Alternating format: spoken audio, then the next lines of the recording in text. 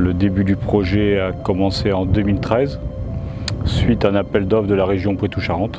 On a fait une préétude de gisement par la Chambre d'agriculture de Charente-Maritime. Suite à cette préétude, une vingtaine d'agriculteurs, d'apporteurs se sont manifestés.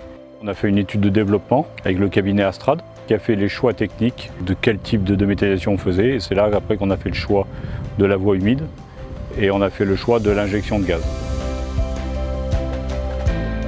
Ma motivation, moi, c'était pour les cultures intermédiaires. On avait obligation de faire des cultures intermédiaires pour les 6 pans. Donc de cette obligation, j'ai voulu faire plutôt un avantage, faire des cultures qu'on puisse récolter. La méthanisation était un des moyens pour valoriser ces cultures. L'agriculture a des matières organiques disponibles, donc c'est utiliser ces matières organiques pour pouvoir faire du gaz ou de l'électricité. Donc il y a un intérêt technique et économique. Le projet, c'est 40 000 tonnes de matières premières. Dans ces 40 000 tonnes, il y a 30 000 tonnes issues d'élevage, à peu près la moitié en fumier et la moitié en lisier.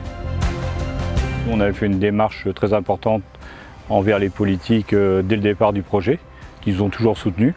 Et on a fait une concertation importante avec la population pour ne pas avoir d'opposants au projet.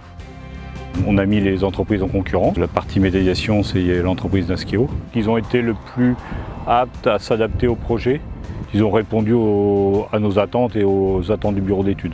Nasqueo est intervenu sur les phases du projet sur la partie process, sur la partie méthanisation pure.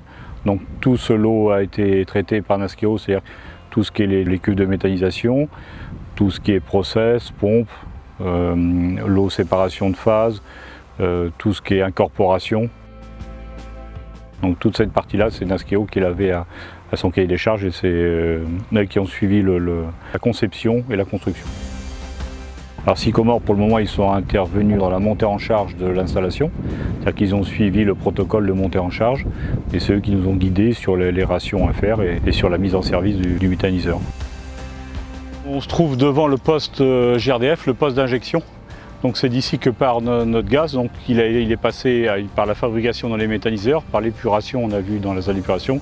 Et là, pour qu'il soit injecté, GRDF demande d'être à 97% pur en méthane, en CH4, sans soufre, il tolère un peu d'oxygène et un peu de CO2. Tout ça doit être à moins de 3%. Nous, notre objectif était de faire 215 m3 à l'heure de gaz.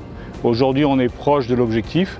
On a passé 2 mois de montée en charge, on a commencé à 140 m3 au mois de mai, 180 m3 au mois de juin et on espère être en plus de 200 m3 au mois de juillet. Nous, on va représenter à peu près 25% de la consommation de la ville de Surgères, parce que la ville de Surgères a une consommation assez importante, alors surtout l'hiver par les habitants, par les particuliers, mais toute l'année par les industries. Et on a une grosse industrie laitière ici qui se développe, qui consomme énormément de gaz, ce qui nous permet de pouvoir produire du gaz en plein été et d'avoir une consommation. Parce qu'en fait, le gaz, on n'est pas équipé pour le stocker.